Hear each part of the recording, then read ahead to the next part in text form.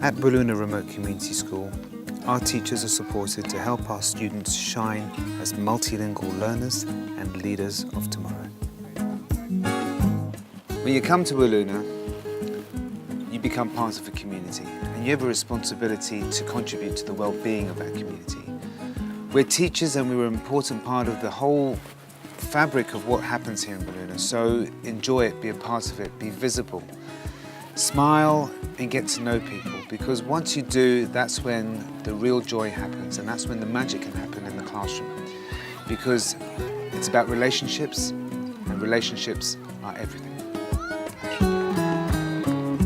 I think when I initially started here, it is that shock when you first arrive, because it is so different to anything you've learnt at university, and it's so different to the placements that you do perhaps while you are learning to be a teacher in the metropolitan area. So initially it was a bit of a shock because I wasn't used to teaching all the subjects. I certainly didn't have a great understanding of Māori. I didn't have a great understanding of the culture out here and what that meant for people. So fortunately, I had a fantastic principal and really knowledgeable staff who had been at the school who could share that information with me, introduce me to family members and guardians and elders in the community, and start building those relationships. And those relationships have been crucial to my instruction in Wiluna.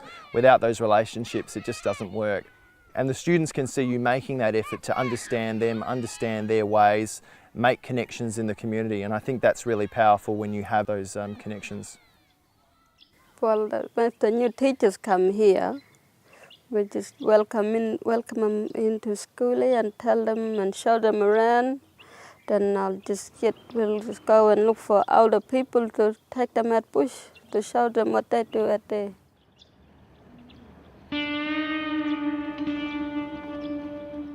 One of the things I love about Wiluna so much is that families, particularly the elders, do love to share. That's why we have our Māori calendar. That's why we have families coming out with us when we go out bush. That's why we have families coming to the school. That's why we have mosaics that the students have made with families and teachers around the school. So sharing and relationships are really fundamental, particularly for new teachers in Wiluna. I think the most important thing is you come with a very open mind. You have as much to learn, if not more to learn, than you have to teach, especially at the start. You have to get to know your students, their families, the community, the land, the culture they're coming from, as the first step before you can do anything else. And that's really important, and you have to be open to that.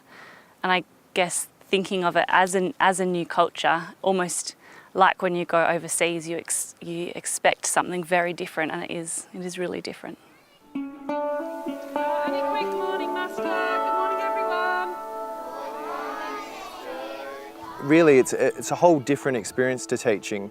I'm someone who's majoring in English in a high school setting, but coming out here I really have an opportunity to do a lot of different teaching areas with a lot of different year levels, and I think that integrated program where we're bringing in traditional knowledge and we're using that as a springboard to teach Standard Australian English and teach the West Australian curriculum is something that is really engaging and interesting as a teacher. So originally professional learning, at the beginning of every year we actually go out and do on-country learning with the elders just as teachers, and for us that's so important. We get to start learning about their culture and their language, and then we can bring it into the classroom from the first week. So last year we actually went out to the Yalala Road and we got to share, we learned about law business and all different things, and for a new teacher up, that was such an amazing experience. My knowledge of Māori culture, of Aboriginal culture and their language and their ways of learning has made me develop as a teacher so much better. Like, I couldn't get this experience in a metro school, so being able to get the kids to teach me things, the community to teach me, the elders, it's made me develop as a teacher so much better than any other experience I could have.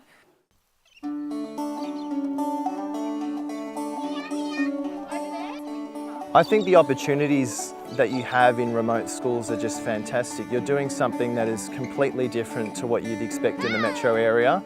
You're getting to really have a lot of flexibility in how you teach your class. You know, you're able to go out on country and actually experience science in the field, which is something that can't always happen in a metro setting. So I think there's really great opportunities out here. I've loved it, and I'd encourage anyone to consider remote schools. This one was unfortunately hit by a car, but you can see how big. You were saying long and hooked as words that you're using to describe the bill, so that's definitely the kind of bill that the wedge-tailed eagle has.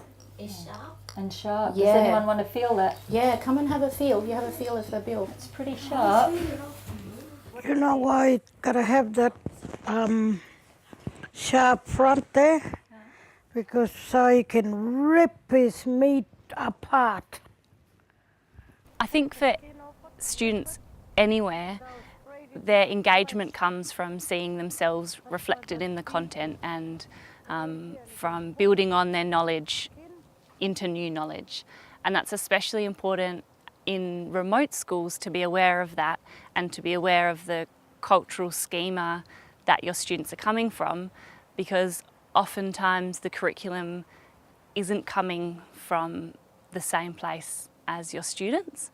And so it's really important that you put your students' culture and your students' backgrounds first, and then work out how you can link that with the curriculum.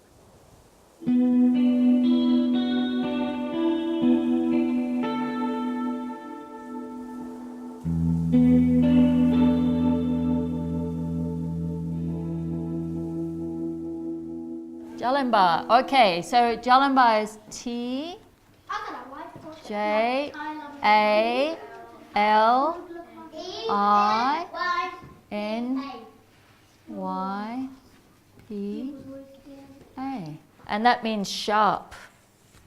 Okay. The first languages and dialects of the students are dramatically different to standard Australian English. So different, in fact, that it's like teaching another language. And so there's a particular way of doing that. And that way is known as English as an Additional Language or Dialect, EALD. EALD recognises that the students are in fact learning two content areas. They're learning the language, and if we're looking at science, they're also learning about the scientific concepts. And through EALD teaching strategies, the way that it's done, the interactiveness, the collaboration, the breaking things down, the explicit language teaching, we find that we can actually teach those two content areas at the same time. So you're going to have smooth and, what's another one? We want two. Smooth and sharp. No, watching. Oh. Okay. So this one's going to be the wedge tail has a smooth, sharp beak. Everybody say it with me. The wedge tail has a smooth, sharp beak. Good. So in that process, we're practicing language together. The students are developing confidence in the language, which is so important. So important because we're asking them to take risks that they don't normally take. So let's support them with that. Let's set them up for success. And we're helping them to build competence in a new way of speaking, a new way of communicating. And so it has to be done in a really safe environment. Learning has to be visual, learning has to be tactile. It has to be supported with great resources that teachers produce themselves. So these are really important aspects. Furthermore, it's about recycling all that language in different learning areas. So what we learn in science, what we learn about life cycles, then we can explore that in art. What does that look like when we use digital technology to deliver that message? What does that mean for us in terms of our society and looking at the civic aspects of what we've learned about life cycles? So we can recycle that language quite easily throughout the learning areas, throughout the curriculum. And as much as possible, we create pieces of work that can go out into the community, that can be shared with families, and so people develop a sense of pride as well. And they also develop, importantly, a sense of motivation, which often eludes students in remote communities because the question is, why? Why are we doing this? Well, it's a means of communicating to a broader audience. It's a means of sharing your culture, sharing your ideas, and communicating across cultures. Off you go.